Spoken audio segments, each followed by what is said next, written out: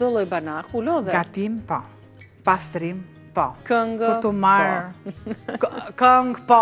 Patjetër që po. Tani me lëkurën ose me portokallin, edhe me limonin gjithashtu. Heqim lëkurat e portokallit, i vendosim si dikur gjyshet tona, kur ne ftoheshim.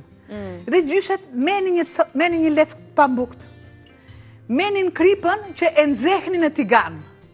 E nxehnin derisa aroma e kripës shpërthente, e vendosnin mbi copë, e palosnin dhe na e vënin në gjoks. Unë dikur luaja shumë. Luaja shumë dhe bajamen gjithmonë. Ne ftohesha nga loja, hapa dollapa kush është mbrapa, dhe bërë gjysha kripën në gjoks edhe të nesër më isha në rregull. Ajo e siste të ftohtin, thoshin gjyshet në gjuhën e tyre, kripa, edhe...